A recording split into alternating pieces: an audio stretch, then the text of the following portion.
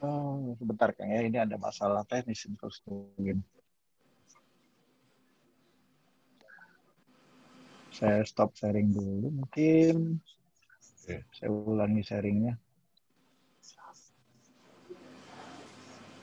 Oke, ini kelihatan mungkin kan? Coba. Nggak ada, Kang. Dok. Ini kelihatan nggak? Nggak ada, Kang. Iya, kalau akannya Nggak mah ada ya? kelihatan. Cuma share screen-nya belum, Kang. Oke, saya ulang sharing. Oke. Share. Oke, Ini sip. kelihatan Kelihatan, Kang. mungkin ya, Kang? Sudah. Oke. Oke. Jadi sedikit mungkin kita buka dengan ayat pembukaan untuk membuat lebih seragam pola pikir kita, bahwa sesungguhnya di surat 12 ayat 22, kala dia cukup dewasa. Jadi ada pengertian di sini cukup dewasa, kami berikan kepada hikmah dan ilmu. Jadi hikmah dan ilmu itu hanya akan diberikan pada orang-orang yang sudah dianggap dewasa gitu. Al-hikmah itu kalau di surat 269 hanya juga diberikan kepada orang-orang yang berakal. Kenapa? Karena orang-orang yang berakal itu yang nantinya dapat mengambil pelajaran. Jadi kita pada dasarnya tidak bisa mengartikan sesuatu tanpa menggunakan akal, tanpa belajar, tanpa menggali lebih dalam dengan cara apapun.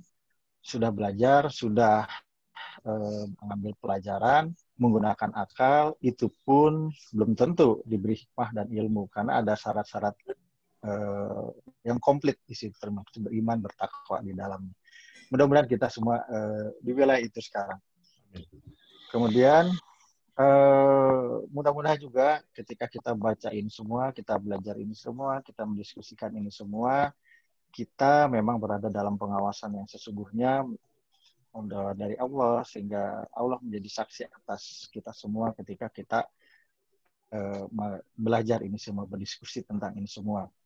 Kenapa? Karena salah satu yang akan kita bahas juga sebetulnya Al-Quran dan Lauh Mahfudz itu seperti apa. Nanti tapi saya tidak akan terang-terangan membuat teman-teman semua melihatnya saja dulu. Kita bermain-main saja dulu. Oke, jadi awal dari penciptaan kita hanya harus sadar di surat 95 ayat 4 itu, bahwa Allah telah menciptakan manusia dalam bentuk yang sebaik-baiknya. Itu dulu. Jadi nggak ada istilah cacat konotasinya. Tidak ada yang cacat, tidak ada yang kurang. Semua itu sebaik-baiknya, tanpa kecuali. Jadi hilangkan dulu persepsi dari diri kita, kenapa ya anak ini ada cacat ini, kenapa yang itu ada begitu, kenapa yang ini kekurangan ini gitu. Nggak ada. Semuanya itu dalam bentuk yang sebaik-baiknya. Titik. Gitu. Nah ini dari kalimat ini saja sudah membuat kita memutar semua persepsi kita. Sebaik-baiknya itu seperti apa? Kalau kita lihat rangkaiannya itu memang nggak sederhana. Bahwa ada proses disempurnakan dulu kejadiannya, baru ditiupkan roh, baru jadi manusia yang sesungguhnya. Yang nanti bahkan malaikat pun tersungkur, diseharuskan bersujud. Yang tidak mau bersujud kepada manusia akan dikatakan iblis itu. Kenapa? Karena memang bentuk terbaik. Bentuk terbaik yang dihasilkan dari benda yang dikatakan terkotor. Gitu. Jadi ada sebuah klimaks di sini, dari benda yang paling sederhana dibentuk menjadi benda yang paling baik. Gitu. Jadi ada proses yang tidak bisa kita katakan sederhana. Walaupun sebetulnya kalau kita telah lebih jauh, tidaklah seperti itu. Kenapa? Karena tanah itu justru komponen yang paling lengkap. Apapun ada di sana. Jadi kalau kita membalik sudut pandangnya bahwa tanah itu bukanlah zat yang paling rendah mutunya, tapi justru dia komplit, semua ada di sana, maka kita bisa mengatakan semua yang dikatakan saripati itu menjadi benar.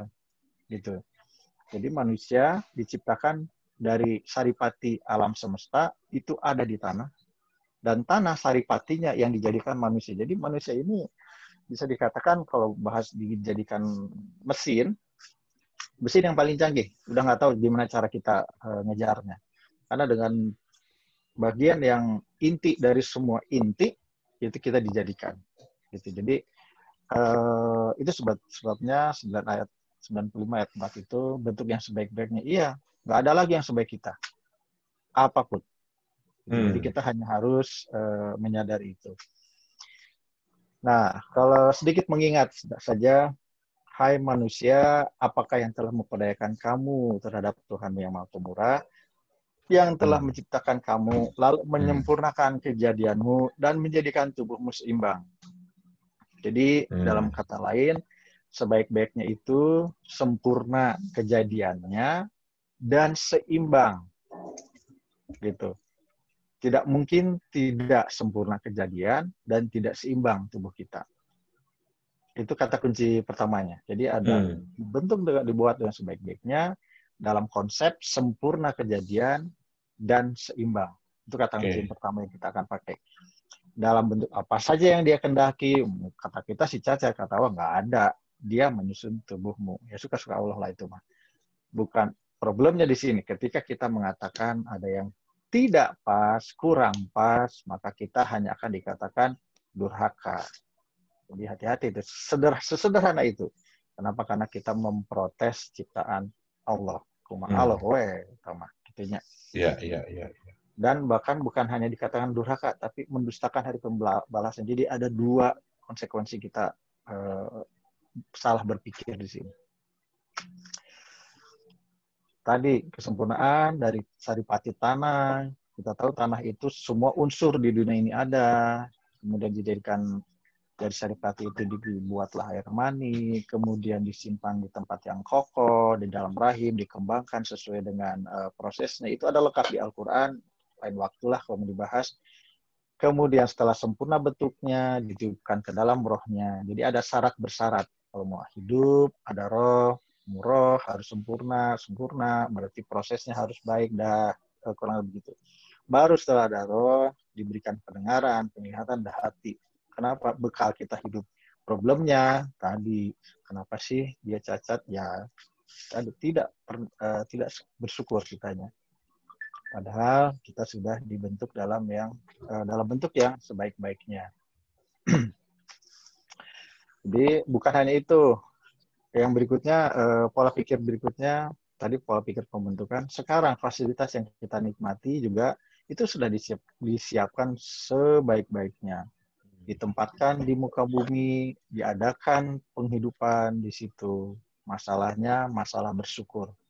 Dan dia menundukkan untuk apa yang ada di langit dan di bumi. Jadi semuanya ini alam semesta ditundukkan bagi kita. Kira-kira ini, Pak. Gitu ya. Tapi mau nggak kita mikir supaya kita mau bersyukur.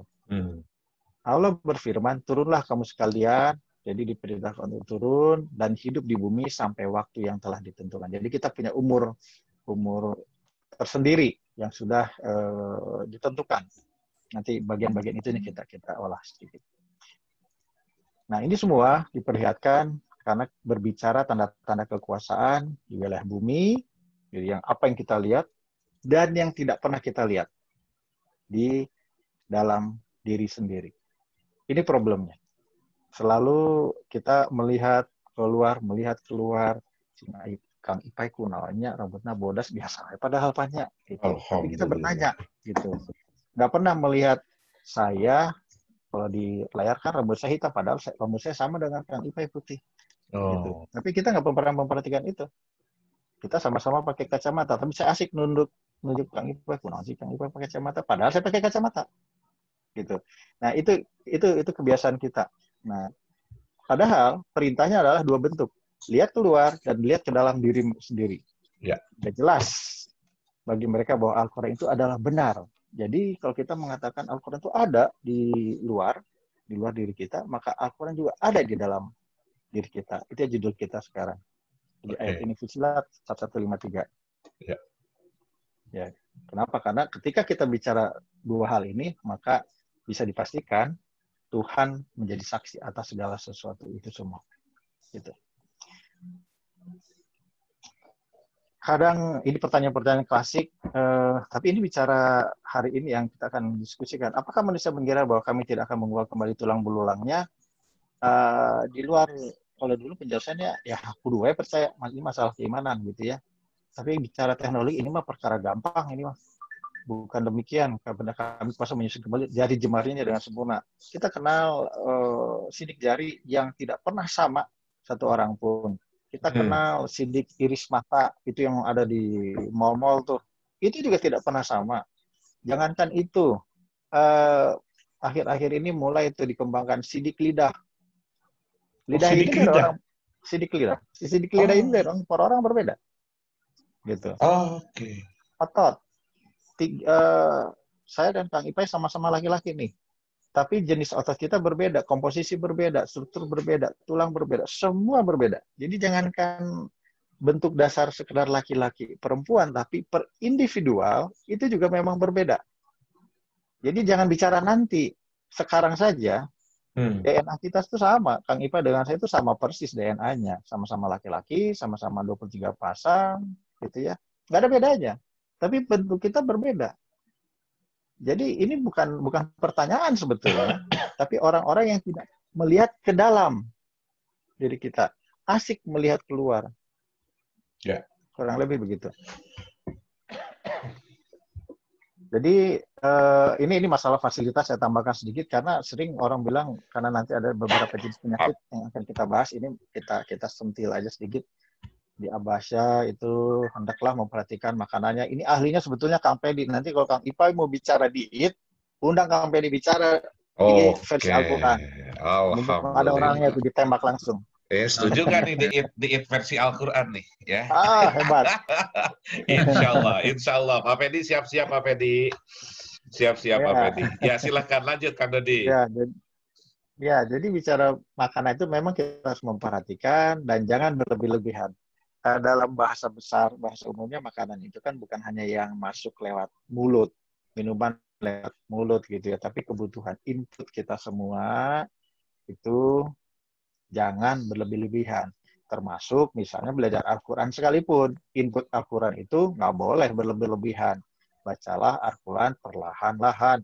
Nggak boleh kekebutan, nggak boleh sehari pengen selesai semua. Chapter by chapter, bab ke bab, subbab ke subbab, teratur terus gitu. Jangan pernah berlebihan dalam semua hal.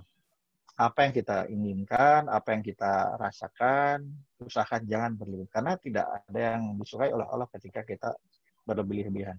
Even in Al-Quran. Karena perintahnya pun tadi kan, perlahan-lahan. Ada yang baca, dengarkan. Ada yang dengarkan. Perlahan-lahan semuanya, dinikmati. Supaya kita memang paham. Ini bicara proses berpikir, proses internalisasi dari informasi. Dan kalau kita melanggar secara garis besar, ini sudah biasa kita dengar akibat perbuatan tanganmu sendiri. Untungnya Allah memaafkan sebagian besar. Itu. Kebayang kalau nanti bacaan sederhana di DNA itu, kalau kita membayangkan diri, nanti waktunya kita mengevaluasi diri dan baca-baca itu, begitu banyak yang terlanggar, seperti apa kita jadinya ya? Untungnya ini dimaafkan. Gitu. Jadi padahal sebetulnya tidak ada satupun yang dapat lepas dari azab di muka bumi dan tidak ada pelindung, tidak ada penolong selain Allah. Jadi memang akan berputar di arah sana. Al-Quran hanyalah peringatan, bukan hanya bagi kita, bagi semesta alam, dan kita akan tahu kebenarannya sebentar lagi supaya saya nggak dibilang omong kosong kan Pak. Ya. Oke, kurang lebih itu pendahuluannya teman-teman sekalian. Jadi saya hanya ingin mencoba membawa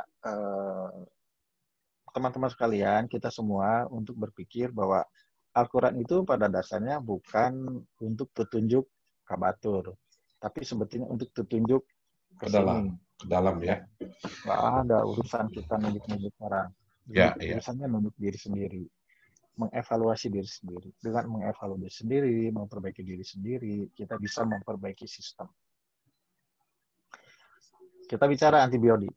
Ini agak sedikit ribet, tapi mudah-mudahan bisa diikuti. Saya coba cari paling sederhana untuk menerangkan ini. Ya. Jadi kurang lebih begini, dikatakanlah saya ini harus sehat, pola pengertian dasarnya gitu ya. Maka saya harus beradaptasi dengan dunia luar. Kenapa? Karena diri saya terkurung oleh struktur kulit. Jadi di luar kulit adalah musuh saya, gitu ya. Bukan diri saya, jadi semua musuh saya. Mau siapapun itu, mau istri, mau anak, mau apa, itu semua sebetulnya musuh saya. Kenapa? Karena sel tubuh saya tidak pernah sama dengan sel tubuh istri dan anak saya sekalipun. Apalagi dengan Kang Ipai, apalagi dengan yang lain. Gitu. Jadi secara sederhana, yang di luar tubuh kita itu adalah musuh kita. Nah, problemnya kalau musuh kita akan bertengkar terus, berkelahi terus, berperang terus. Pada kenyataannya kita tidak pernah, atau kalaupun ada jarang sekali. Kenapa? Karena kita punya teknik mengenali mana yang jadi musuh, mana yang teman, gitu ya. Itu dikenali terus-menerus. Jadi sistem ini berjalan terus-menerus, otomatis. Jadi kebayang, kalau di sini saja ada berapa? Tadi saya lihat, yang terakhir saya lihat itu sudah berapa? 70-an. Dari 98, Kang Dot. ya, 98. ya, 98. Iya. 98-nya kita umpamakan begini. Saya kenal hanya beberapa orang tuh. Dan saya dikenal cuma oleh beberapa orang juga. Tapi kita semua nyaman duduk di sini. Bicara bersama, berdiskusi bersama. Kenapa? Karena ada sistem yang mengenali itu semua gitu. Kalau bahasa Kang Ipai mah energinya sama. Gitu. Jadi kalau dari sudut tubuh kita nggak bisa bilang energi karena ada sistem memang. Nah, sistem ini yang kita sebut sebagai antibody. Jadi tubuh kita mampu mengenali sekian banyak musuh, sekian banyak teman, dengan presisi yang sangat tinggi. Kalau begitu bakal ribet dong sistemnya. Ya, kalau begitu antibodinya bakal banyak sekali. Iya, tapi harus tampil simpel. Kenapa? Karena dari 98 itu yang baru ketemu baru beberapa orang. Itu mungkin saya bisa tahu, oh Kang Ipai sifatnya begini, maka saya ladeni seperti ini. Pak Margono seperti ini, maka saya lihat ini seperti ini. Yang lainnya kan saya nggak ngerti. Tapi saya tidak melakukan perlawanan, tidak menyerang, tidak bermusuhan. Kenapa? Karena ada otomatisasi, ada ciri-ciri khas yang bisa kita kenali dengan segera. Jadi kalau kita bayangkan proses kerja ini harus rumit, ya rumit. Tapi dikelola dengan cara yang sederhana. Itu hebatnya ciptaan Allah. Jadi setiap benda, apapun itu, selalu diciptakan berpasang-pasangan. Kalau namanya makhluk Allah, harus berpasangan. Mau dia di bumi, mau di diri kita sendiri. Jadi bukan berpasang-pasangan itu bukan sekedar laki perempuan. Gitu. Bukan sekedar bumi dan langit, siang dan malam. Tidak. Kalimatnya sendiri mengatakan, baik dari apa yang ditumbuhkan oleh bumi dan dari mereka sendiri. Jadi kembali lagi ke awal tadi, ada cerita tentang tanah. Tanah adalah intisari dari alam semesta. Intisari tanah dijadikan manusia. Jadi tidak aneh kalau saya, di dalam diri saya ini ada database tentang pohon. Ada database tentang hewan. Ada database tentang Kang Ipai. Ada database tentang Kang Pedi. Ada database tentang siapapun. Itu nggak aneh. Kenapa? Karena kita bermain dalam intisari, saripati. Kurang lebih gitu dulu ya. Saya agak mulai sedikit pelan ini. Karena kita butuh internalisasi informasi. Nah, sesuatu yang kompleks tadi, kalau di kedokteran akan ditampilkan seperti gambar ini saja. Bahwa ketika ada musuh, sistem pertahanan tubuh manusia ini, atau bukan musuh ya, ada benda asing lah, mau musuh, mau teman gitu ya. Ada sistem pertahanan tubuh manusia yang sebetulnya punya bermacam sistem. Tapi macam-macam itu secara umum kita bagi menjadi dua. Pertahanan tubuh yang spesifik dan pertahanan tubuh yang tidak spesifik. Okay. Ya, sederhana itu saja. Yang tidak spesifik ini misalnya kulit kita. Kulit kita akan menahan katakanlah racun baygon, racun apa, kita tinggal basuh gitu ya. Kena apalah gitu, tinggal kita itu, karena dia tidak spesifik. Atau membran mukosa itu ya kulit ari lah, kalau bahasa sederhananya, di mulut, di bagian lambung gitu. Jadi baygon sini tinggal bersihkan. Baygon diminum juga kita sebetulnya tidak di, hampir tidak dikenal orang mati karena baygon, minum baygon. Kenapa? Karena dimuntahkan, ada refleks muntah nantinya muncul. Jadi tersiksa iya, terbakar iya, tapi yang meninggal mah hampir tidak ada itu minum baygon meninggal, karena dibuang kembali. Kenapa? Itu tadi sistem pertahanan tubuh. Oke, Ketika dia iya, tahu iya. racun, dia muntahkan. Atau Oke. kita makan makanan basi gitu ya, kita Ah, ah, muntahkan. ah. Nah, Ah. gitu. Itu yang dari internal yang kita lihat. Yang yang eksternal, yang internalnya nanti kita kenal juga bermacam-macam zat yang kita bagi secara garis besar menjadi 3. Tindakan itu fagositosis, jadi sel-sel yang kerjaan itu fagosit, makan aja. Benda asing itu dimakan aja begitu saja. Kenapa dia bisa? Karena dia punya database tadi. Sebetulnya tubuh kita ini punya database, seluruh semesta alam itu ada database-nya di kita. Oh, Tinggal ini teman atau musuh nih. Musuh gue makan aja. Kurang lebih gitu fagosnya. Atau respon radang, kalau kita suka alergi misalnya, nah itu. Artinya ada warning. Ini bahaya nih, kita terkena sesuatu nih yang tidak nyaman bagi tubuh kita. Atau senyawa-senyawa lain lah. Tapi kurang lebih cara kerjanya begitu. Itu yang tidak spesifik. Sementara yang spesifik itu dalam bentuk antibiotik. Nanti keluar istilah GAMDE itu masing-masing. Kalau alergi tadi tahu dengan spesifik zatnya, oh ini keluar yang E. Kalau racun, misalnya sekarang kalau zaman COVID keluar A dulu baru G. Kenapa? Karena itu sistem kerjanya. Dia spesifik sekali. Jadi, oh ini mah COVID. COVID mah A dulu deh, baru G. Gitu kira-kira. Jadi ada sistem seperti itu di tubuh kita. Ada sistem otomatisasi yang kalau ditanya sekarang, ketika saya menjelaskan itu, ada nggak yang pernah belajar? Oke, saya mau kebal terhadap COVID. Gimana caranya? Oke, G dulu ya. Kita coba dulu ya. Ada nggak yang pernah melakukan itu? Kan nggak ada. nggak ada, iya. Itu berjalan begitu saja. Gitu. Automatically ya. Automatically. Jadi kita hanya sadar tadi. Saya mencoba membawa ke dalam bahwa banyak sekali yang bisa kita rasakan. Bahwa tubuh ini sebetulnya bekerja, kalau dibilang otomatis, otomatis. Kalau dari ini kayaknya Kang Ipe sudah melayang judul baru lagi nih.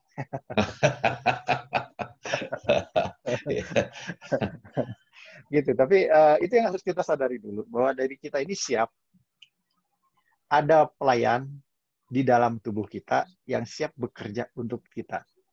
Ada jiwa, kalau bahasa Kang Agus, ada jiwa-jiwa kecil yang bergerak, berjalan untuk melayani tubuh besar kita. Mulai kebayang nggak bahasa itu sekarang? Iya, iya, iya. Dan itu sistem ya, itu sudah dengan Dan sistemnya itu ya, Dok ya. sistem, itu otomatis, gitu. Saking otomatisnya kita nggak pernah bicara. Ini baru sistem kekebalan tubuh. Sistem kekebalan tubuh itu sebetulnya nanti diatur oleh DNA. Tercatat lagi dengan rapi di jalinan DNA. Siapa yang bikin DNA? Alastu birabbikum, itu dibuat berdua nanti. Perjanjian kerjasama antara Dodi dan Allah. Tertulis di DNA. Alastu birabbikum, alas sahidna. Nah, itu kesalahan awal kita. Lahir ke dunia, bikin janji sama Allah lagi janjinya. Jadi gampang. Jadi kadung kayaknya.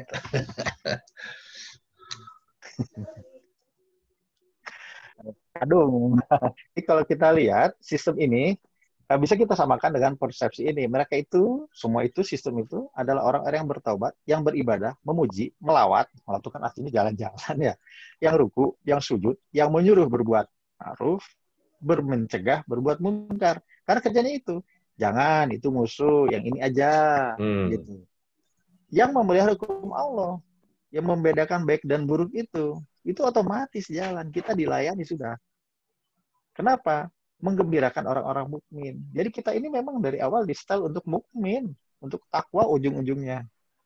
Kan kita nawen alim. Kitanya aja nggak mau. Bagian mana coba? Saya belum ke arah yang lebih lanjut.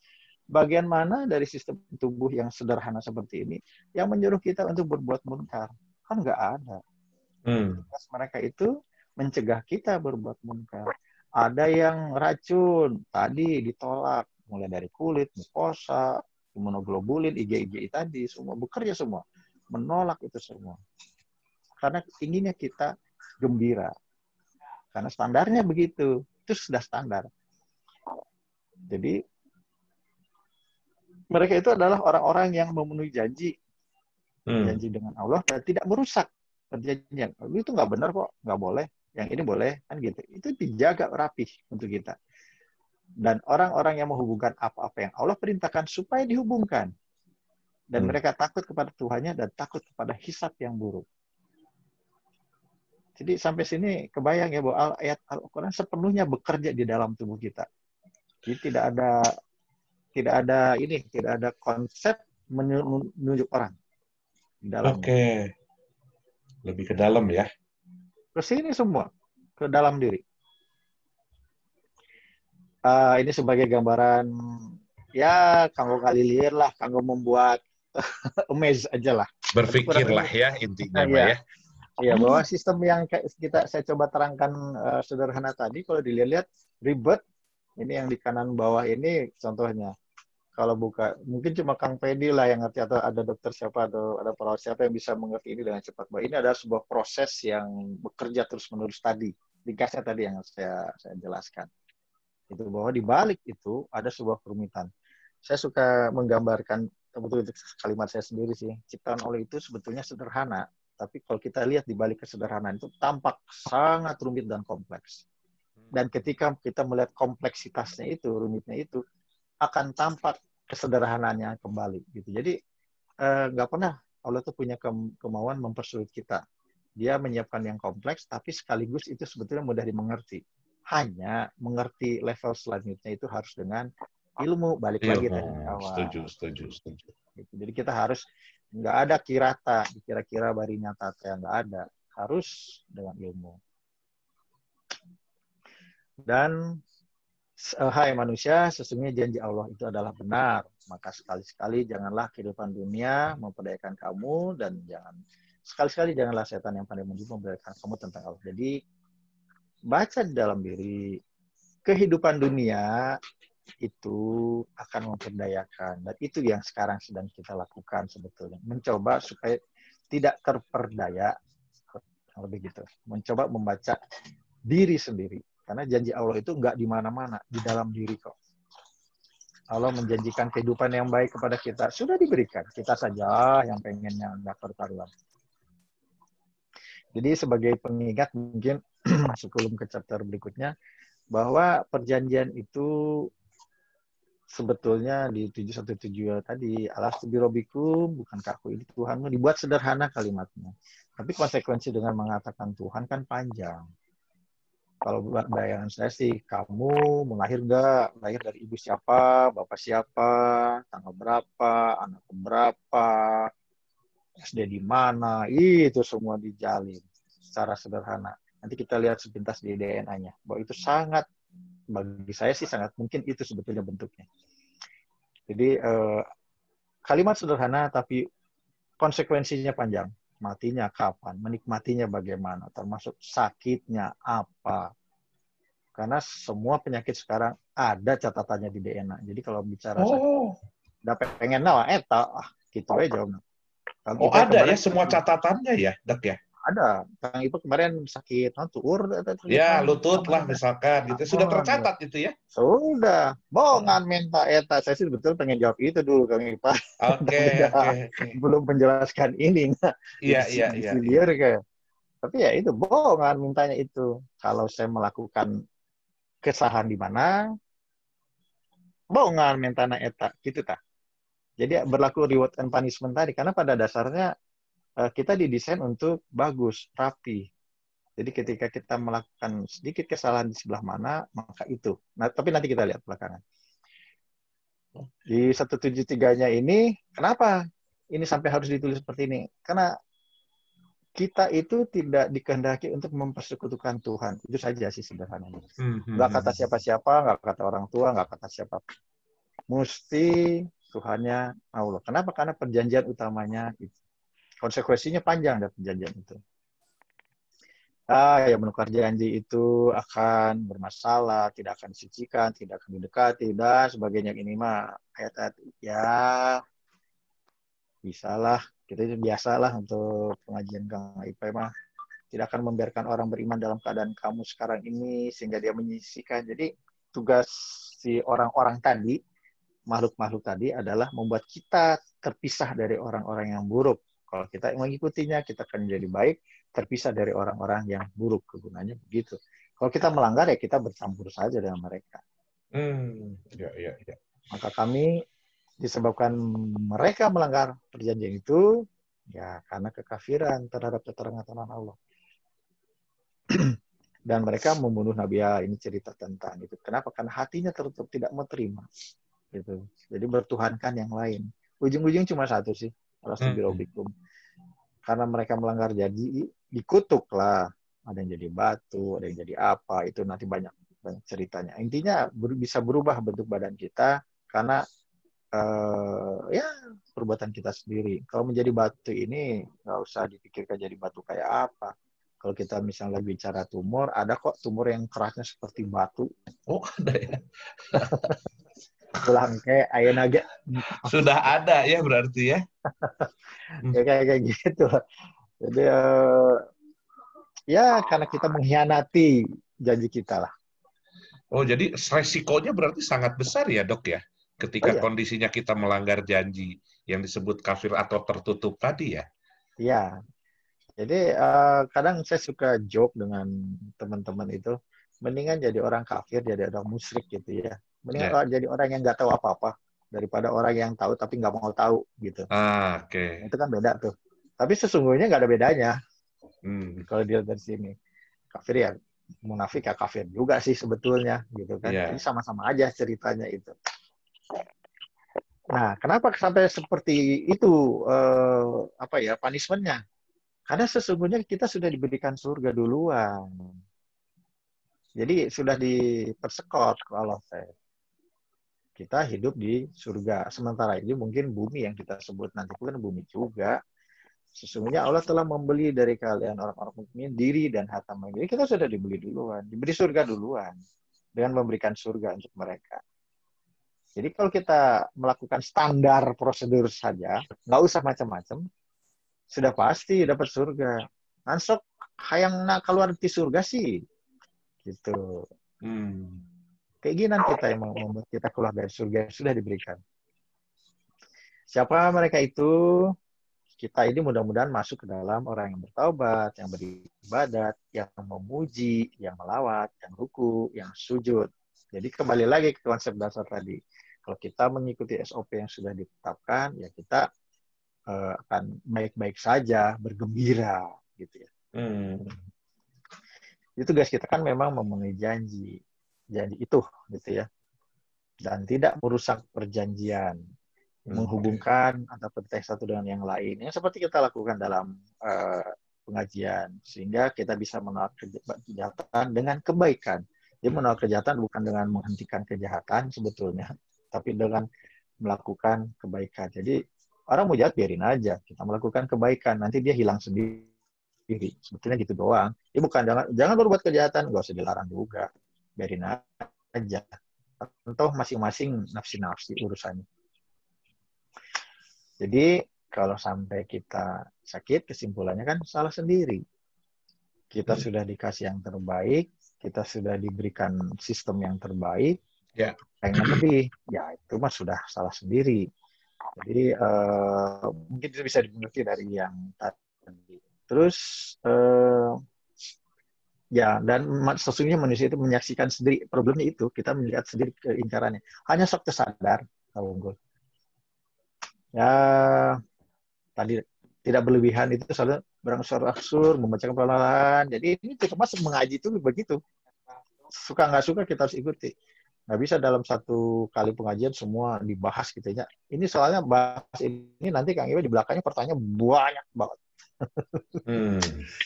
Ya, jadi sekarang kita main-main sedikit dengan DNA. Kalau main-main dengan DNA ini yang sudah dikenal misalnya itulah fingerprint, kita sudah tahu itu spesifik kita. Terus iris mata kita juga begitu, sangat spesifik. Tapi sebetulnya seluruh tubuh kita spesifik. Tidak ada manusia yang sama, bahkan kembar sekalipun. Kita tahu kan kalimat itu, dan itu memang nyata. Bicara DNA, untuk mengenal lebih jauh, itu lebih enak pendekatannya dengan sakit kanker. Kenapa? Karena kanker ini yang menerangkan terlebih dahulu masalah DNA ini. Itu saja. Bukan berarti sakit yang lain tidak terhubung dengan DNA. Tidak. Penelitian terakhir TBC. Kenapa seorang bisa TBC? Indonesia ini harusnya 100% TBC. Kenapa? Rumahnya TBC kok, bukan orang Indonesia ini. Ini tempat tinggal TBC. Jadi kita tamu di sini. Gitu. Terus ada yang sakit, ada yang enggak. Kenapa? Karena reseptor di gennya lebih sensitif orang tersebut terhadap TBC, maka dia sakit. Kurang lebih itu bahasa ilmiahnya. Saya tidak TBC, kenapa? Karena reseptor gen saya terhadap TBC tidak sensitif, gitu. Jadi kayak gitu. Itu TBC. Tipes juga begitu. Kemudian diare, bahkan level diare. Flu juga begitu. Virus-virus itu semua butuh DNA. Jadi semua tercatat. Sebetulnya kita mau sakit apa tercatat. Tinggal kita melihat sudut pandang mana lah yang mau kita pakai. Jadi untuk memudahkan, saya pakai slide-slide kanker. Bukan berarti kanker melulu, tapi ini berlaku untuk umum ya. Itu dulu, ini warning di awal, disclaimer di awal. Nah, kalau kita bicara DNA, kurang lebih seperti ini. DNA itu kalau kita lihat, faktor utamanya ada yang namanya exon dan intron. Mungkin kelihatan ya, yang kuning dan yang merah. Ya, ya. Exon dan intron. Itu ibarat, exon itu Al-Quran, intron itu Lauh Mahfuz. Enter exon itu akan dibaca ketika DNA bermultiplikasi menjadi 2 dengan apapun alasannya, maka exonnya akan bergabung, intronnya itu dilepaskan. Gitu. Dulu kita hanya tahu begini, makanya kita lihat berarti intron tidak memuat informasi genetik dong. Berarti itu junk DNA sampah. Dia hanya penghubung saja, gitu. Sekarang kita bisa melihat bahwa DNA itu sebetulnya kendalinya ada di intron. Jadi ibaratnya data sesungguhnya itu ada di intron, exon itu data realnya. Jadi kalau protein mau keluar, betul dia pakai exon, yang tercatat di exon. Tapi sesungguhnya data yang ada di exon itu berasal dari intron.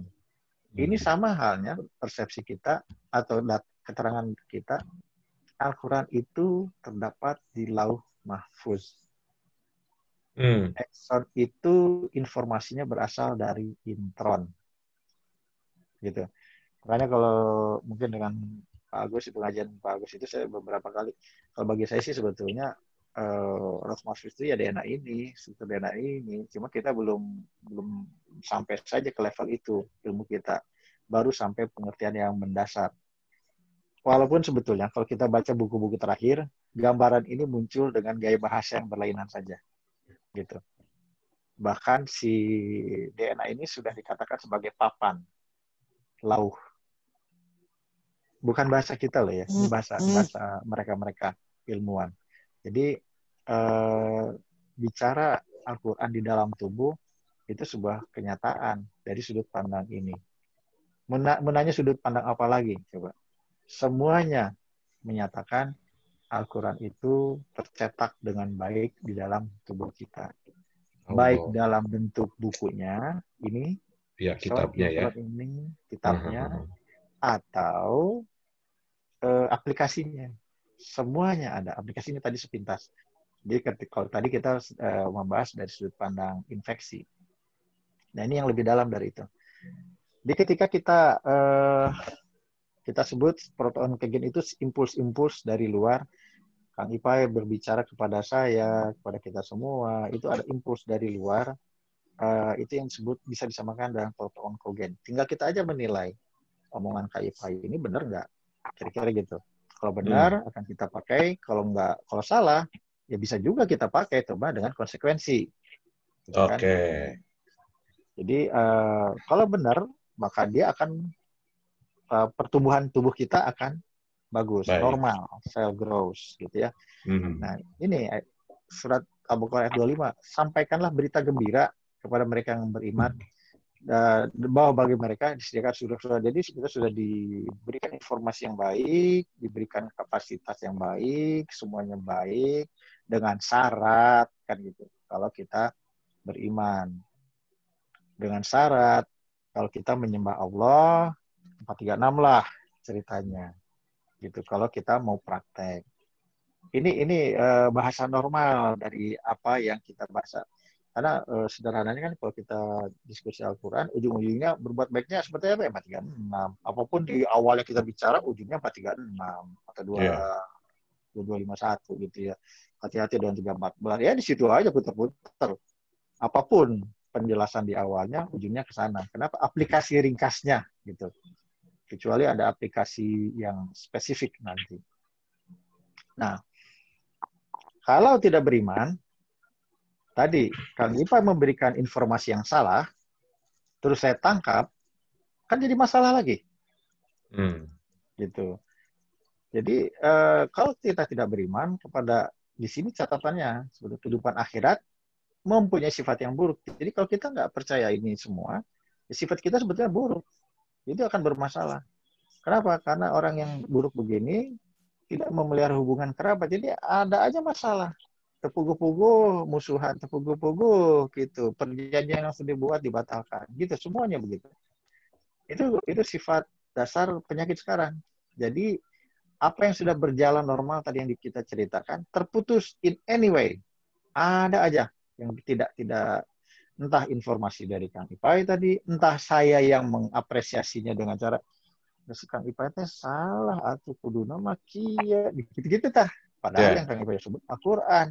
Entah saya tambah, entah saya kurangi, entah apapun gitu. Ya akan bermasalah. Kalau kita ini sementara ini slide-nya ada di wilayah kanker, tapi sebetulnya sama kalau kita belajar dari infeksi.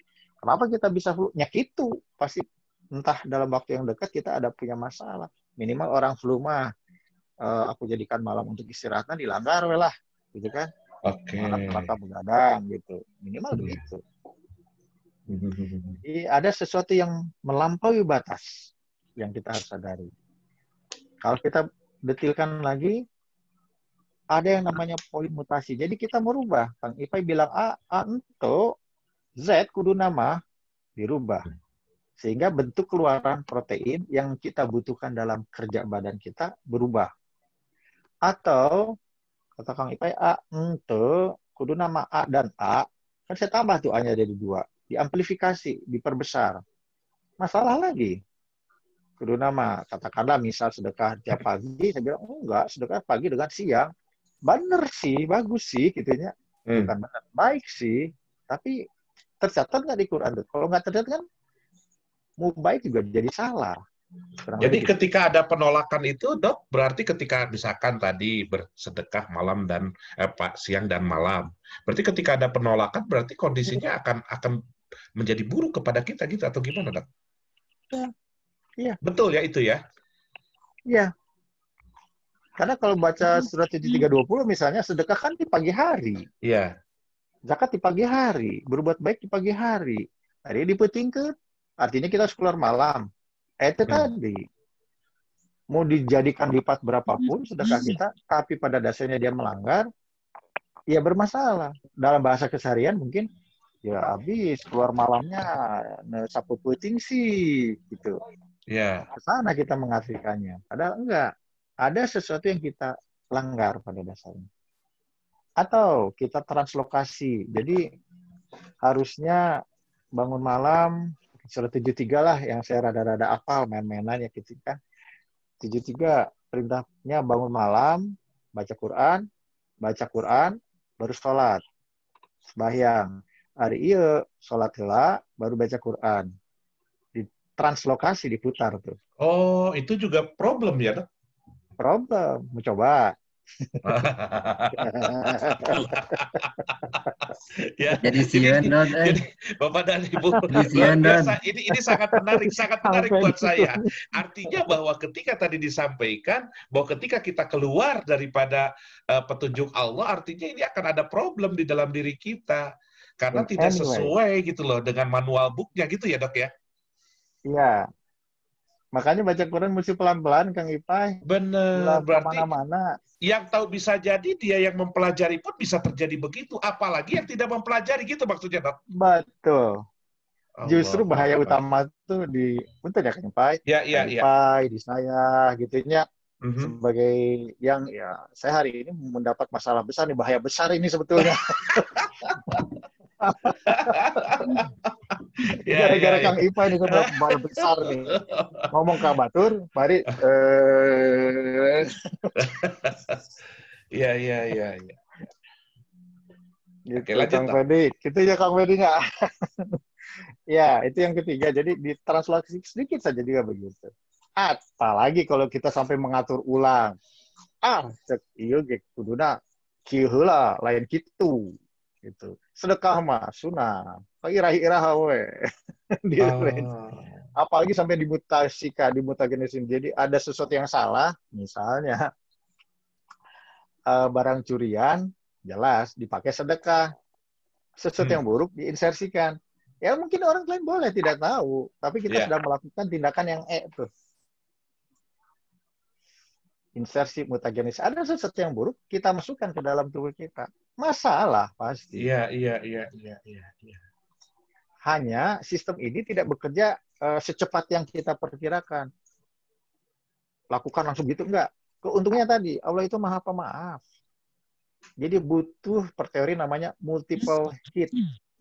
Multi-hit teori. Jadi tidak bisa mutasi sekali, amplifikasi sekali, translokasi sekali, rearrangement sekali, insersi mutagenesis sekali, terus menjadi masalah. Itu tidak mungkin. Mesti berkali-kali. Oh. Itu maha pemaafnya Allah. Teorinya begitu. Saya mencoba menggabungkan ayat dengan teorinya saja kan. Ya, ya, ya. Ya, jadi apa yang ada di Quran berlaku kok kalau kita mau ini kan. Dan itu bukan kirata, memang begitu proses. Multiple hit teori mah enggak. Ontogenesis, multiple hit teori, siapa yang mau searching silahkan. Kurang lebih intinya itu.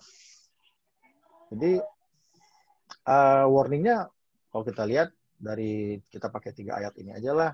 Di 290, alangkah buruknya hasil perbuatan mereka menjual dirinya sendiri dan kekafiran pada apa yang telah ditentukan Allah karena dengki, menurunkan kerendahan kepada orang lain, ingin seperti orang lain, padahal ya masing-masing punya urusan sendiri. Amat buruklah perumpamaan orang-orang yang mendustakan, menjual diri, mendustakan, berbuat zalim, merusak janji dengan Allah, insersi mutagenesis itu yang sudah bagus, gitu kan gitu. Masalahnya kita tidak pernah cepat ngerasa bahwa kita punya masalah. Itu juga problemnya. Kenapa? Karena ada sebetulnya maha pemaafnya Allah di situ. Hanya kita tidak merasa bahwa kita sedang dimaafkan oleh Allah. Kita merasanya tidak masalah. Itu problem kita. Bentuk tidak kita tahu bahwa kita sedang dimaafkan oleh Allah, ada nggak, Dok? Kira-kira gejala di dalam tubuh misalkan gitu loh. Dengan kita Kang misalkan Ipa suka nggak enak bertobat gitu. badan. Kang Ipa suka nggak enak badan. Oh, siap. Ya, ini kan. Oke, Kan masa sip, sip. minta lebih dari tidak enak badan gitu ya. Iya, iya, iya. Kira-kira gitu. Oke. Gak enak badan, kita cuma minum ini aja, lupa ya, apa ada yang harus kita perbaiki. Oh itu ya berarti ya. Berarti ketika nggak enak badan itu berarti ya ada yang harus kita perbaiki ya. Iya. Aduh, masuk angin, pang peselkeun. Kang kita kan sok-sok dipesel tah. Oh berarti itu ada problem ya di dalam tubuh ya. Iya, karena kan harusnya kita baik-baik saja. Kalau kita di surga tidak ada letih di dalamnya kan. Bahkan capek pun nggak ada. Saya jadi keringat begini ini, luar biasa ini. Ya, oke. Baik, Kang Dodi, 10 menit lagi bisa, Kang? Untuk nanti kita buka pertanyaan, Kang. Oke. Saya coba karena prinsip dasarnya sudah ya. Ini contoh saja ketika kita melakukan itu, apapun perubahan yang atas normal ketika disubstitusi, lihat di DNA-nya kalau mau dilihat, DNA yang keempat, keempat itu ada perubahan-perubahan di situ, maka hasilnya pun kelihatan di asam amino berubah semua. Tak terasa kita melakukannya. Kalau sekali kemudian bertobat, maka kembali normal. Tapi kalau sekali, ya jadi nggak normal. Kalau ini kurang lebih cerita yang kurang lebih sama tadi, cuma diperjelas dalam proses pembentukan asam amino. Ketika kita mutasikan atau dihapus, maka bentuk asam amino tadi pasti akan berubah. Duplikasi gen juga begitu. Perintahnya 1 dijadikan 10, gitu ya. Itu bermasalah. Regular apalagi diputar-putar, ditambahkan, dikurangi, itu pasti akan bermasalah. Jadi sederhananya saya suka menunjukkan gambaran ini. Kalau mau masuk pintu neraka gampang, mutasikan saja atau duplikasikan saja perintah-perintah Quran, atau translokasikan, pindah-pindah tempat prosedurnya, atau tambahkan dengan yang lain, pastilah masuk neraka. Kenapa? Ya begitu kok ininya permainannya sederhana. Jadi surga neraka itu in your body ya? Ya. Dan kita lebih sering masuk neraka kayaknya kan ya daripada surga. Itu masalah. Saya jadi asari waswai yuk kedengerin aja tuh. Masa saya gagal hulu tuh kan mengendalikan itu. Iya. Juga mengingatkan diri sendiri lah. Baik. Nah, ini lanjut kan? Ini cerita kurang lebih mengatakan bahwa sebetulnya tidak sederhana melihat itu. Dan point to point hukuman itu berjalan. Kalau kita lihat ya, PGF alpha ketika kita tadi Kang Ipa bilang A, saya melakukannya jadi Z. Itu tuh penyakit yang terjadi. Ketika saya terima, kemudian saya lakukan masalah lagi di level awal, lihat aja urutannya. Seperti itu semua. Jadi, in any step, kalau kita langgar, hati-hati. Kenapa? Agar Allah memberi pembalasan kepada tiap orang atas apa yang ia usahakan. Kenapa? Allah itu cepat loh hisabnya. Nggak nunggu nanti. Sekarang. Itu dia. Dan Allah mengetahui ucapan Muhammad, ya Tuhanku, sesungguhnya mereka itu adalah kaum yang tidak beriman. Iya. Mengakunya beriman, kenyataannya tidak. Kalau sudah begitu, perintahnya adalah palingkan. Itu dianggap sekalian. Iya. Bukan ayatnya. Jadi, nauzubillah kan. Oke. Terus gampang itu enggak, banyak banget. Ya sebanyak ayat Al-Quran itulah, mau dilanggar di mana bang enggak, itu tanda tanya semua itu dilihat. Kalau bahasa kita, jadi masalahnya apa? Oh, bisa banyak banget. Ingat, perjanjian kita itu perjanjian seumur hidup dengan Allah itu. Di sisi manapun kita melanggar, itu ada masalah nantinya. Gitu. Perjanjiannya apa? Ya Al-Quran itu kalau bahasa bukunya, bukan yang lain. Maka berilah peringatan, karena sesungguhnya kamu hanyalah orang yang memberi peringatan. Tidak usah berlebih juga. Untungnya, ini kalau kita bicara sel tubuh kita, ada yang namanya suppressor gen. Ada kesalahan, ada trik dari sel tubuh kita sendiri, tadi di awal sudah digambarkan, untuk menahan laju kerusakan. Problemnya, bandel nggak? Kalau bandel ya udah, rusak semua. Itu sebabnya ayatnya, kamu bukanlah orang yang berkuasa atas mereka. Saya tidak bisa berkuasa atas Kang Ipai. Saya berkuasa atas diri sendiri. Betul. Gitu. Dan azabnya juga ya kita tanggung sendiri. Nggak mungkin kesalahan kita saya berikan ke Kang Ipai. Nggak mungkin. Tadi prinsipnya. Jadi logis serudutan ayat Al-Quran sekarang kan, Kang? Iya. Bahwa kita sebetulnya kita sendiri, nggak bisa bicara orang lain. Jadi kalau mau direm, bacalah kitabmu. Gitu. Gambarnya saya biarkan bicara sendiri ya, Kang ya. Iya. Ya, cukup diri kita sendiri, bukan orang lain yang bisa diri. Gitu. Dan kami tidak menurunkan kepadamu Al-Quran agar kamu dapat menjelaskan. Kalaupun ada yang menjelaskan, ya sekedar menjelaskan supaya tidak terjadi perselisihan, menjadi petunjuk, menjadi rahmat bagi yang beriman. Kuncinya, tolaklah perbuatan buruk dengan yang lebih baik. Jadi jangan menghakimi, tapi berbuatlah lebih baik. Kenapa? Kita yang harus baik, bukan dia. Nanti dia mencontoh. Nah, apa yang kita tahu ini sebetulnya masih sedikit. Apa yang saya ceritakan masih sedikit. Yang kita tahu sekarang kurang lebih ada 3 juta base pair dari DNA. Base pair itu ukuran DNA. Jadi sangat-sangat banyak. Untuk satu sel. Jadi kurang lebih begini, kalau kromosom manusia itu kita jadikan buku. Karena sekarang sudah ada, kalau mau main-main ke Human Genomic Project, itu sudah ada bacaan gen itu seperti apa. Yang tadi ATGC itu panjang. Itu kalau saya bacakan itu saja, tentang hanya sekedar membaca gennya saja, 8 jam per hari, makan waktu 1 abad baru selesai. Jadi sangat rumit. Makanya lakukanlah dengan perlahan semuanya. Kita mengerti. Dan problemnya sebetulnya kembali lagi ke Al-Baqarah di awal. Al-Quran ini tidak ada keraguan padanya, petunjuk bagi mereka yang bertakwa. Siapa yang mereka beriman kepada yang goib. Kan gak ada yang tahu cerita tadi kalau nggak diterangkan. Goib semuanya. Kelihatan juga, gitu. Cuma kadang-kadang lebih sering kita melihat goib ini kan Allah yang goib. Enggak, goib itu kan bukan Allah, goib. Jadi Allah goib, kita harus percaya termasuk yang ini tadi. Karena harus kita lihat adalah dunia dan diri sendiri. Gitu.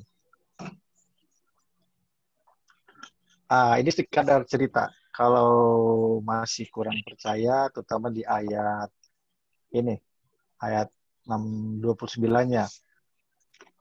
Kalau itu kan biasa cerita tentang orang yang kalau dikasih sakit, kasih kematian, masuk neraka, bahkan hartanya, semuanya itu tidak berguna. Kematian tidak menyelesaikan apa-apa, harta tidak memberi manfaat. Kenapa? Telah hilang kekuasaan daripadaku. Perhatikan ya, tidak berpeganglah dia, lalu belegulah tangannya ke leher. Kalau kita kasih sakit yang ringan sajalah, gastritis. Kalau gastritisnya ringan, kita hanya pegang perut kan? Iya. Sakit perut. Kalau gastritis berat, emang pegang perut. Nu aya ge ngarengkol. Iya. Menahan sakit ngarengkol. Kalau ngarengkol, tangannya ada di perut, dada. Mana ada? Oke. Iya. Kang Ipa ya emot-emot kamari. Nuju nyeri pisan tuur. Emang tuur cepekan. Henteu ngarengkol. Ngarengkol, tangan ke dada, menuju leher. 9.30. Kemudian masukkanlah dia ke dalam api neraka yang menyala-menyala. Sakitnya luar biasa. Kemudian belitlah dia dengan rantai yang panjang 70 hasta. Sulit sekali menghilangkan rasa sakit. Kebanyakan banyak yang kita menderita sakit seperti ini. Gitu. Jadi ini bukan ayat nanti, ayat sekarang. Ayat sekarang ya, sebetulnya semua ini ya. Kalau ada yang mau, ya. Alhamdulillah. Jadi saatnya berpikirlah, gitu ya. Berpikir dengan lebih baik, membuka masukan-masukan ini. Kenapa? Mengingatkan saya tujuan penciptaan kita sebagai khalifah, sebagai Abdullah. Kenapa? Supaya bisa menjadi rahmatan lil alamin. Bukan siapa-siapa, tapi kita. Gitu yang mengingatkan saja. Terima kasih. Assalamualaikum warahmatullahi wabarakatuh. Waalaikumsalam warahmatullahi wabarakatuh. Tepuk tangan dulu untuk Dr. Dodi. Ini sesuatu yang luar biasa hari ini, Bapak dan Ibu. Alhamdulillah saya pun yang mendengarkan. Ya, sebagai pendengar yang baik, ini hari ini mendapatkan banyak sekali ilmu, gitu ya. Dan ini Kang Dodi ada pertanyaan dulu nih ya. Ada pertanyaan, terus di sini kalau katanya sakit itu salah kita, gitulah kurang lebih. Kalau sehat itu senang hati katanya gitu ya. Jadi ada istilahnya begitu Kang Dot. Terus kemudian ada pertanyaan ya dari Ibu Oom. Kata tadi Dr. Dodi menerangkan tentang bahwa 95 ayat 4 itu bahwa manusia itu diciptakan yang sempurna kan. Tapi bagaimana halnya ketika ada yang terlahir jarinya hanya 3 atau kakinya bengkok katanya dok. Gimana itu dok kira-kira? Ya, kan tadi di awal saya sudah bilang Bu, yang namanya proses itu ada gitu. Manusia diciptakan sebaik-baiknya. Sebaik-baiknya itu artinya dia sempurna dan seimbang. Konsepnya begitu. Jadi kalau sampai kita mengatakan jadinya 3 nggak sempurna, hati-hati. Karena proses penciptaannya sampai dia hidup, dia harus sempurna, kutiupkan rohnya, itu kan prosesnya. Jadi 3 jari itu sempurna loh. Kecuali kita mau protes dengan ayat ini. Gitu. Ciptaan yang sebaik-baiknya artinya tadi sempurna dan seimbang. Bukan lengkap. Oh, beda lagi ya itu ya, Dok ya. Beda lagi. Pengertiannya nggak ke sana. Jadi bukan lebih kepada fisik yang misalkan maaf ketika lahir kemudian dalam keadaan buta seperti itu atau gimana Nggak juga saya kira ada. kayak gitu. Itu harus sempurna. Itu harus bukan, itu kita harus katakan dalam bentuk sebaik-baiknya. Karena yang dilahirkan itu adalah dalam bentuk yang sebaik-baiknya. Gitu. Jadi yang sebaik-baiknya itu apa? Yang disempurnakan pembentukannya dan ditiupkan rohnya. Kan gitu. Ini prosesnya. Hanya kita sering tidak berbicara proses. 3 jari mah kan cacat, kuma-kuma oge. Mahiwa, masa yang gitu tidak bilang cacat. Lain. Berarti bilang tidak baik. Itu aja cuma nanya. Kan nggak berani, karena ayatnya begitu. Itu sudah yang sebaik-baiknya. Kenapa? Karena dia hidup. Yang hidup itu harus sebaik-baiknya loh. Kenapa? Karena dia ada proses. Kusempurnakan tubuhnya, kutiupkan rohnya. Jadi harus sempurna dulu. 3 jari sempurna nggak? Sempurna. Karena yang sempurna itu nanti ditiupkan rohnya. Baru boleh lahir dalam bentuk yang sebaik-baik. Kurang lebih begitu, Bu. Makanya ini agak repot menerangkannya karena kita hanya harus menarik garis lurus dulu, membuang kebiasaan berpikir lama. Kebiasaan ipai tanpa dia kita tadi memikir mah di sanis di dia Kang di dia kita misalnya begitu tuh. Asik begitu. Padahal ya terus kenapa emang kalau mau pikir sambil begini gitu. Emang kenapa orang jari 3 nggak bisa makan? Bisa. Orang nggak ada tangan makan pakai kaki kok. Kan banyak itu di YouTube. Kira-kira gitu. Jadi kita harus merubah pola pikir, merubah cara kita berwawasan. Oke, terima kasih dokter. Itu begitu ya jawabannya Bu Om. Ya mudah-mudahan tidak puas. Artinya bahwa harus mencari lagi. Ya belajar kita harus terus pembelajaran, terus kita mencari. Ya, Kemudian, betul, nuhun, hatur nuhun. sami-sami. Dan kemudian dari Ibu Ise nih, jadi akibatnya tadi itu tidak langsung ya ketika kejadian ya, dokter ya. Kalau sebelum, misalkan kalau sebelum terjadi hukumannya kita tobat, kira-kira seperti apa tuh, Kang Dok? Belum melakukan tapi sudah tobat. Ya, kan gini, kan tadi disampaikan oleh Dr. Dodi itu, ya, jadi pada saat ada kita menyalahi aturan Allah, itu kan ada akibatnya yang bisa jadi tidak langsung ada, gitu kan, Dok, ya? Oh iya. Nah, gitu kan, ya? Nah, terus kemudian kalau sebelum terjadi hukumannya, artinya menyerang kepada betul-betul bisa ngeringseken gitulah badan kita, terus kemudian ada tobat, itu bagaimana itu, Dok? Saya menangkap dua hal dari Kang Ipen sebetulnya. Jadi katakanlah saya melakukan sebuah kesalahan, kemudian saya sudah melakukan kesalahan, nggak mau dong kita dihukum, tobat dan itu. Artinya kita tidak mengulangi lagi kan? Betul. Kata ingat multi hit teori. Kalau cuma sekali mah Allah maaf. Oke. Gampang. Tapi kalau diulangi 2 kali juga oke. Karena teori multiple hit itu baru di 3-4 kali. Oh iya, ada ayatnya juga kan. Ayatnya kafir beriman, kafir beriman 2 kalinya kan? Iya betul. Kalieun gitunya. Surat 437 itu ya. Katilu kalieun sama dengan teori di kanker, di penyakit-penyakit yang lain. Oh sama ya. Oh gitu ya. Jadi nanti Bu Ise yang raise hand nanti kita lihat satu lagi nih. Gimana ada orang yang sering sakit kepala katanya Dok. Dari Bu Eli nih katanya ditanya. Bagaimana dengan orang yang sering sakit kepala? Kumaha? Ya. Sering bukan sekali 2 kali lagi nih Dok. Udah sering disebutnya. Itu tadi bahwa tidaklah gampang kita mengevaluasi diri gitu ya. Karena yang namanya kita hidup di dunia ini mah 3-14 diuji kueta terus kan sepatu. Jadi ketika senang ya susah juga. Kita mengalu nggak biasa-biasa. Ataunya nanti pusing sendiri. Liur. Tapi pusing itu sebetulnya kayak tadi lah. Kayak nggak enak badan. Kayak apa ya? Masuk angin. Bahasa sederhananya kan ke sana. Iya. Yang paling awal kita rasakan itu paling sering dari data kita memang sakit kepala dulu. Sakit ketusuk di jempol kaki, nyeri mastaka. Ya. Itu pertanyaan terlalu umum kurang lebih. Tapi jadi saya melihatnya itu salah satu kode tanda bahwa kita sedang ada masalah. Oh gitu ya. Aduh, saya jadi kadang-kadang mau menyampaikan juga jadi deg-degan begini saya nih dok ya, karena tidak sesuai saya juga terkena ya. Baik, pertanyaan selanjutnya dari Bapak Joko Prabowo. Kang Dodi katanya, kalau penyakit turunan atau genetik seperti halnya kanker di dalam satu keluarga, gimana penjelasannya? Bahwa ada yang salah dalam perilaku kita? Mangga. Suka mahiwal nanyanya.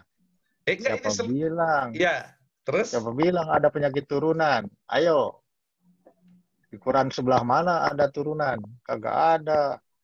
Genetik itu bukan berarti turunan. Hanya kalau kita nggak berpikir model lain, kita akan selalu kan tadi ada apakah kalau nenek moyang saya berbelok kita berbelok nggak apa-apa kan kata nenek moyang ya nggak boleh gitu. Karena tidak seperti itu. Genetika itu betul sepotong dari ayah, sepotong dari ibu, ketemu jadi kita. Jadi bahasa genetika yang tidak mengenal, kan ilmu kedokteran pada dasarnya nggak mengenal Allah. Maka akan kita katakan potensi dari ibu, potensi dari ayah bersatu. Kebetulan dua-duanya sama, jadi sakit. Itu teori kita di kedokteran. Tapi kalau kita lihat sesungguhnya masuk ke wilayah tadi ilmu ini pengertiannya ada di wilayah kanker sih sebetulnya. Untuk menjadi kanker, potensi itu ada kalau orang tuanya memang ada, tapi dalam sifat potensi. Nah, sekarang pertanyaannya, potensi itu sakit nggak sih? Enggak kan? Gitu. Hanya akan lebih mudah. Kenapa lebih mudah? Karena sifat kita dibilang lagi turunan ti bapak turunan ti ibuna hayo he nyalahkan batur. Kalau ditanya misalnya emang seberani itu ya kita menyalahkan orang tua. Kalau terang-terangan ditanya begitu kan gak ada yang mau jawab tuh. Yang itu atuh gitu. Jadi ya pada dasarnya bukan itu. Pada dasarnya kita lagi hukumnya adalah kita melakukan kesalahan terus-menerus dapat. Kalau cuma sekali ya nggak enak badan lah, flu ringan lah gitu. 2 kali. Tapi kalau terus-terusan, nah itu jadi masalah besar. Secara umum begitu. Oke. Ya, jadi baik. Jadi kalau intinya juga ini Abu Atian menyampaikan ini jadi setiap penyakit akibat dari perbuatan sendiri ya dok ya. Intinya itu ya. Yang tadi yang saya sampaikan juga yaitu sakit, yaitu salah kita gitulah ya kurang lebih. Ya, baik. Bapak dan Ibu yang mengharap rahmat Allah, di sini Pak Pedi nih justru sekarang yang bertanya nih Kang Dodi. Mohon penjelasannya tentang ayat 22 ayat 5 katanya. Naon eta teh Kang Pedi Pedi naon. Saya bacakan ya, 22 ayat 5, 22 ayat 5. Auzubillahi minasyaitonirrajim. Bismillah.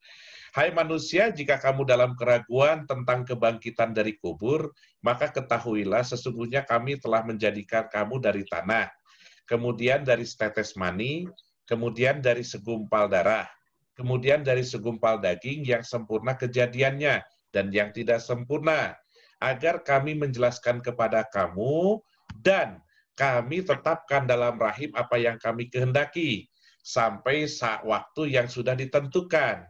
Kemudian kami keluarkan kamu sebagai bayi. Ya, kemudian dengan berangsur-angsur kamu sampailah kepada kedewasaan. Dan di antara kamu ada yang diwafatkan dan ada pula di antara kamu yang dipanjangkan umurnya sampai pikun, supaya dia tidak mengetahui lagi sesuatu pun yang dahulu telah diketahuinya. Dan kamu lihat bumi ini kering. Kemudian apabila telah kami turunkan air di atasnya, hiduplah bumi itu dan suburlah dan menumbuhkan berbagai macam-macam tumbuhan yang indah. Penjelasan tentang tidak sempurna. Oh iya. Ada penjelasan kejadian yang tidak sempurna. Oke. Karena karena tadi Kang Randy pada intinya untuk hidup itu prosesnya sempurna, ditiupkan roh. Jadi untuk ditiupkan roh itu kadar sempurna itu tercapai dulu. Sempurna dalam apa ini yang memang akan jadi perdebatan. Setidaknya tadi tergambarkan bahwa sempurna tidak sempurna ya dari 3, ada kaki bengkok, apa-apalah gitu ya. Tapi kalau lihat dari ayat aslinya, sempurna itu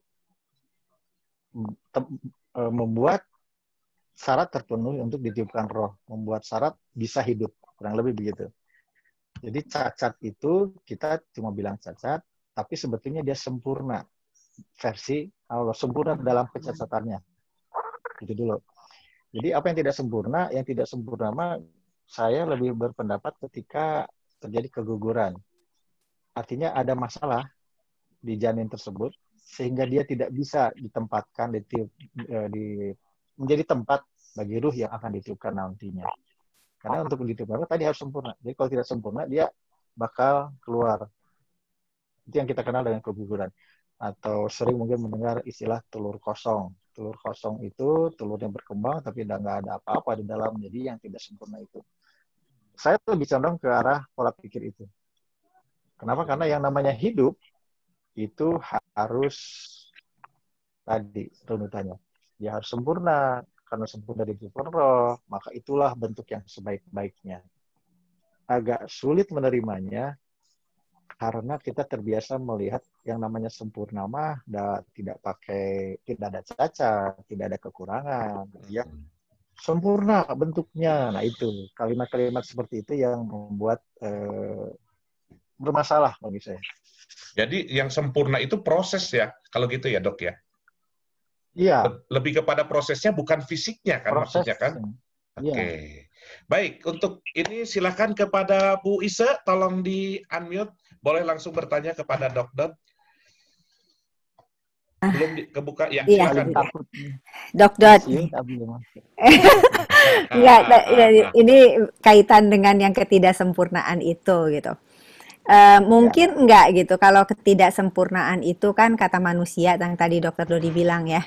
Tapi sebetulnya kan kalau kayak di luar negeri aja dibilangnya kan di luar itu bukan orang yang cacat, bukan handicap mereka, tapi mereka itu orang yang berbeda, yang Allah ciptakan berbeda gitu. Karena saya kemarin sempat yang di Bandung itu ingat ya, Yang Dodi ya, saya kan di situ ngurus anak-anak yang berkebutuhan khusus, yang spesial, anak-anak yang spesial. Kalau kita bilangnya itu anak-anak yang spesial karena mereka itu memang pasti punya kelebihan di hal yang lain. Dan itu kelebihannya itu sangat berlebihan, kadang-kadang lebih dari orang yang kita katakan normal gitu kan. Nah itu mungkin itu satu kesempurnaan juga ya. Jadi Allah memberikan di sisi ini mereka berbeda, tapi di sisi hal lain dia luar biasa gitu. Ada yang bisa ngitung tanpa kalkulator gitu kan ya. Itu kan luar biasa ya. Kemudian yang tadinya kita anggap dia orang nggak bisa denger, taunya dia bisa jago IT. Gitu kan, melebihi orang yang normatif gitu, yang kita katakan mereka normatif gitu. Mungkin bisa dikaitkan dengan itu ya, Dok ya. Karena memang begitu, Bu. Karena kesempurnaan itu memang pasti sempurna mereka, karena tidak mungkin Allah membuat satu produk gagal gitu ya. Jadi hanya mereka kita katakan kayak di luar itu mereka kan lebih manusiawi ya. Yang di luar itu mereka bilangnya bahwa mereka itu special needs, mereka itu orang yang berbeda gitu. Memang diciptakan berbeda gitu. Kalau aku ngelihatnya gitu loh, Dok. Gimana tuh menurut dokter? Cuma itu aja. Terima kasih sudah dibantu menjawab. Alhamdulillah. Begitu, Bu. Ya, jadi memang begitu katanya. Karena kita terlalu suka nunjuk atur gitu. Itu kan nggak sama-sama saya sempurna, dia enggak gitu, kurang lebih. Nah itu ayolah kita sama-sama mengikis, jangan membuat penilaian dari sudut pandang itu. Yang hidup itu semuanya sempurna. Kenapa? Karena prosesnya juga ribet. Malah kan ada, emangnya Allah lebih mudah daripada bikin langit saja juga ya itu. Kalau terlalu gampang di sini, kandang gitu sekalian, cobain aja. Iya. Iya, terima kasih Dok. Itu aja yang saya ini kan, soalnya ada seorang motivatornya udah kelas dunia, tapi dia nggak punya tangan, nggak punya kaki gitu loh ya. Jadi itu mungkin jadi itu maksudnya kesempurnaan tuh seperti itu mungkin ya Dok ya. Keseimbangan, kalau mungkin dari sudut Ya, pandangnya ya lebih keseimbangan, ya keseimbangan. Jadi maksudnya karena seimbang jadi sempurna gitu, bukan? ya, ya. Seimbangnya itu kan sempurna. Oke. Sempurnanya Makasih pada Dok, makasih keseimbangan. Kang Ipai, makasih Baik, Dokter Dodi. Sami-sami. Ayo silakan Bu Winnie yang resen tolong di unmute ya, boleh. Silakan Bu. Bu Winnie yang akan bertanya. Assalamualaikum Dokter Dodi, Kang Ipai. Waalaikumsalam warahmatullahi wabarakatuh. Dokter, saya mau menanyakan mengenai sifat ya, sifat marah atau sabar. Itu kan juga sudah kelihatan dari bayi ya, dari kecil gitu, anak itu udah sabar apa enggak tuh kelihatan gitu. Apakah itu dari gen juga, apa dari DNA, dan itu bisa berubah apa tidak? Oke. Ya, memang akhir-akhir ini sering ada apa ya? Ya, katakanlah cerita-cerita bahwa sifat itu diturunkan, sifat-sifat yang seperti apalagi atau turunan gitunya. Tapi pada dasarnya kalau kita lihat kita ini dididik oleh lingkungan. Sifat saya pemarah karena lingkungan saya juga pemarah. Jadi cenderung saya mudah marah. Kalau saya berkembang dengan orang-orang yang sabar, bapak ibu saya pemarah, tetap ngerti cara bersabar, gitu kan? Zaman penjajahan dulu kita mau pemarah kayak apapun disuruh diam ya diam, gitu. Diam ya, nggak boleh berpendapat. Bisa tuh. Kenapa? Itu lingkungan. Kalau sudah menjadi sifat itu lingkungan yang kemudian diinternalisasi.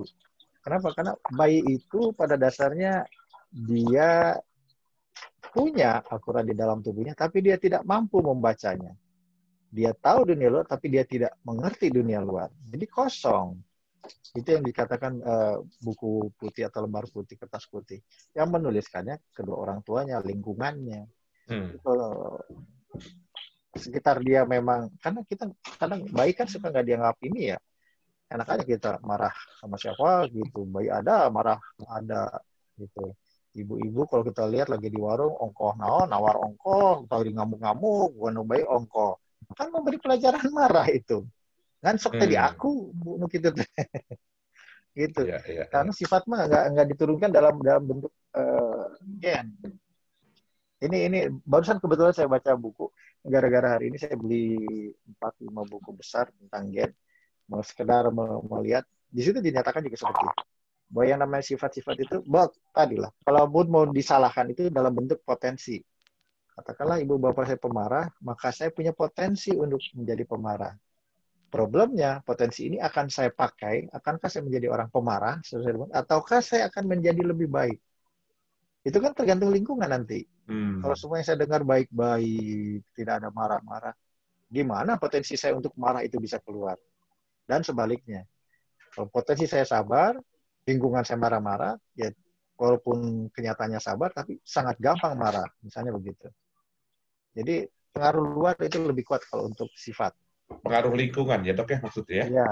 Oke, baik. Oke, satu lagi ini dari Pak Margiono. Kang Dodi, tadi dijelaskan bahwa apapun yang terjadi seperti sakit itu sudah tercatat, tertulis dalam Al-Quran juga. Bisa nggak kita ngintip katanya gitu bahasanya tuh. Ini biasanya bisa. Pak Margiono kurang rajin ngintip nih kayaknya nih. Ya, bisa nggak ngintip catatan apa yang akan terjadi? Cara ngintipnya gimana nih dok? Kalau ada yang mau searching BRCA 1, BRCA 2 misalnya ya. Ya. Itu dulu BRCA kita katakannya BRCA 1, BRCA 2 itu kita akan periksa kalau ada seorang wanita terkena kanker ovarium atau kanker usus atau kanker payudara, salah satu pemeriksaan BRCA.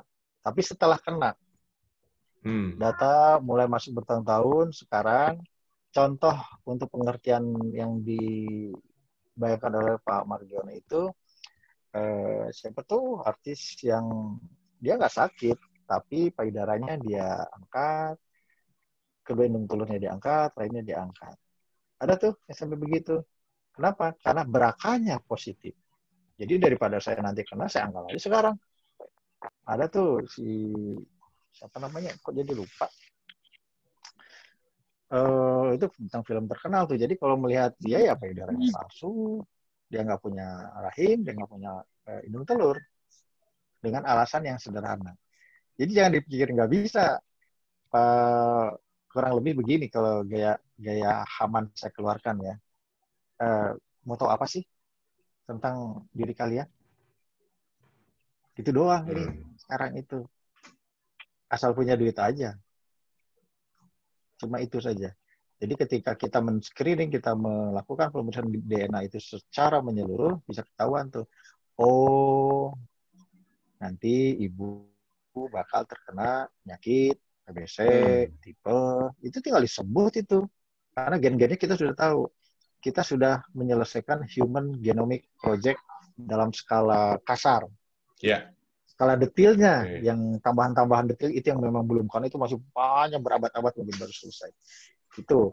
Jadi sebetulnya ada. Bahkan kalau mau tahu matinya kapan juga bisa. Emang nggak bisa. Kayak misalnya tadi, dipanjangkan umur itu kan berarti ada bukan dari awalnya panjang umurnya. Kalau saya mengartinya begitu. Tapi ada orang katakan umur 60, dipanjangkan umurnya. Kalau kalimatnya begitu kan? Iya. Jadi ada penambahan umur. Bisa banget. Banget bisanya itu. Gitu. Tinggal nambah 1 pintalan saja udah nambah sekian umur. Cuma begitu bicaranya sebetulnya kalau kita bicara DNA. Asal cara bicaranya tadi menghilangkan, jadi saya menjadi Tuhan, saya menjadi Haman. Kalau kita punya Tuhan ya kita harus tunduk lagi. Ngapain kita panjang-panjangan umur, itu hak Allah. Kayak gitu-gitu judul-judulnya. Yeah. Jadi Pak Margiono itu sangat bisa. Apapun yang Pak Margiono ingin tahu tentang kemungkinan hidupnya nanti, tinggal diperiksa gennya dan itu tinggal dibaca dengan rapi. Oke. Alhamdulillahirabbil alamin. Pak Pedi, tadi katanya mau ada yang ingin ditanyakan? Oh, ya, nuhun. Saya mau bertanya. Oke. Baik. Kang Dodi, kalau saya mau menyimpulkan atau menarik suatu pemahaman ya. Kalau seandainya DNA itu adalah sebagai suatu bank data yang memproses terjadinya proses kehidupan di dalam tubuh, dan itu bisa dianalogikan atau disamakan dengan Quran yang ada di dalam tubuh kita.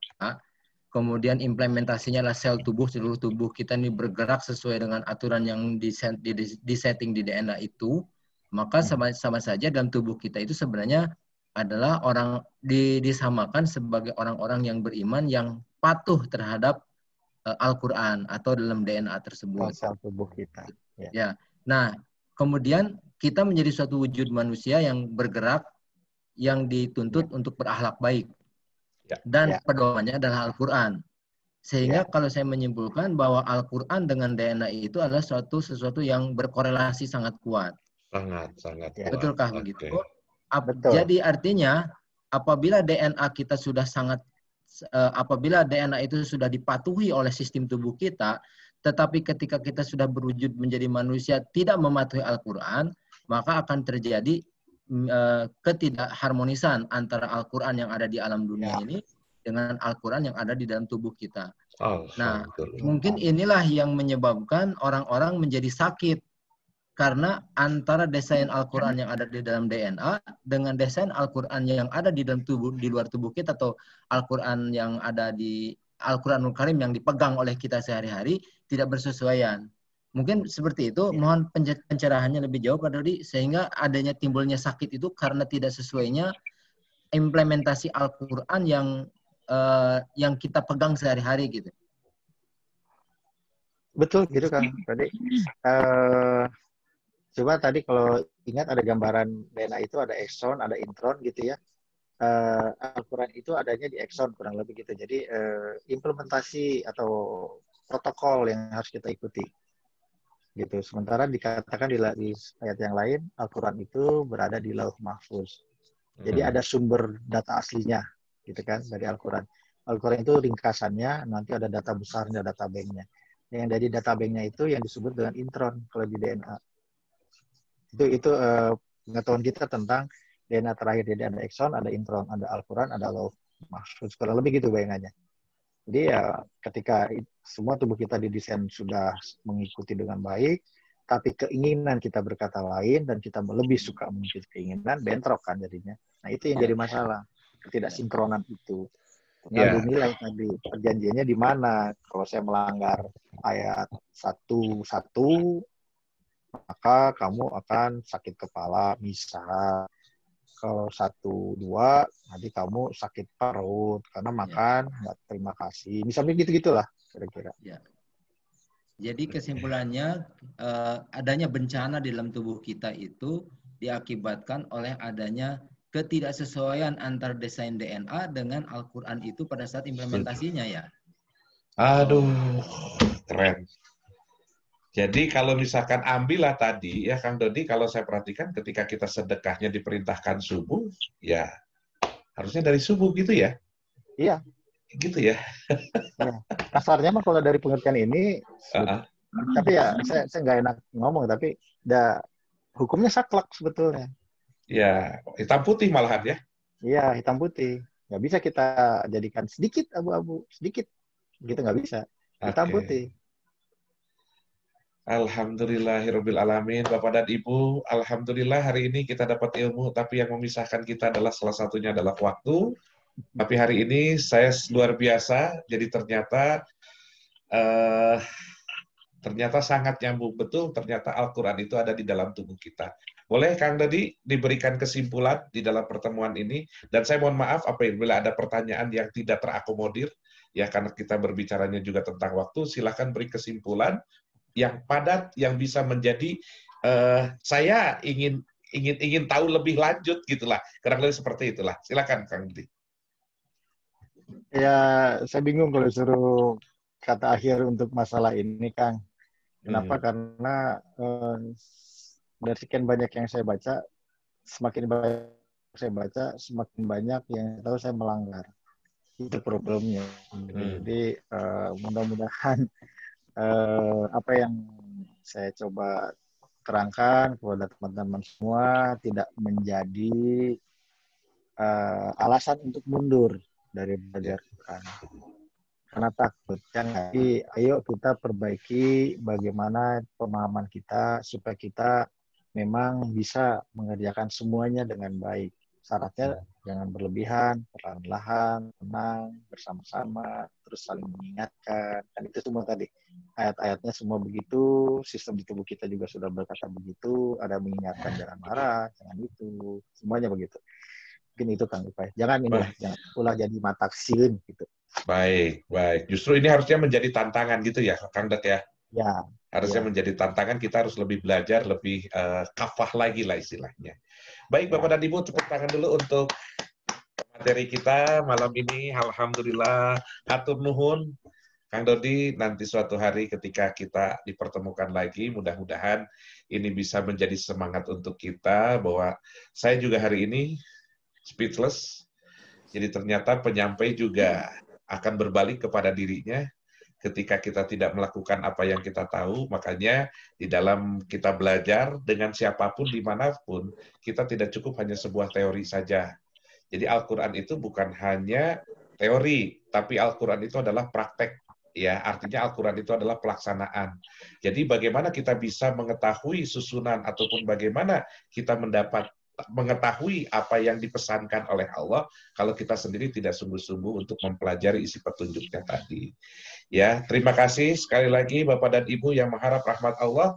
Mudah-mudahan kita bisa bertemu. Insya Allah, saya juga insya Allah akan menghadirkan pula nanti yang prakteknya lagi, ya, yaitu kita akan ketemu dengan pengurus panti jompo, ya, suatu hari. Jadi di sana itu mengurus orang-orang yang mereka yang gampang mudah meninggalkan orang tuanya, ya itulah nanti sebuah kisah-kisah nanti, yang kisah ini menjadi pengalaman buat kita, seperti kemarin saya datangkan Pak Dadang dari Mentari Hati, supaya menambah giroh kita, semangat kita untuk selalu memperbaiki ke dalam. Ya, jadi itu saja, yang menyampaikan kebaikan itu baik, yang mendengarkan kebaikan itu baik. Namun yang lebih baik, yaitu yang melaksanakan kebaikan itu walaupun sedikit, terus istiqomah, ya, tidak sedikit, terus istirahat. Gitulah kurang lebih ya. Jadi saya bertugas, sekali lagi mohon maaf lahir batin Bapak dan Ibu, selamat beristirahat, ya, sehat-sehat semuanya di keluarga, ya, ini menjadi semangat, harus menjadi semangat. Sampai jumpa lagi. Ya, nuhun pisan semuanya, alhamdulillah. Dr. Dodi. Alhamdulillah. Waalaikumsalam. Assalamualaikum. Waalaikumsalam warahmatullahi wabarakatuh. Hai. Betul. Kang Dodi, nanti kita latihan dikit ya. Ya, siap. Teh nun geningan. Nuhun Dokter Dodi. Dokter Dodi. Mangga, sami-sami Bu, sama-sama. Mangga. Assalamualaikum. Waalaikumsalam.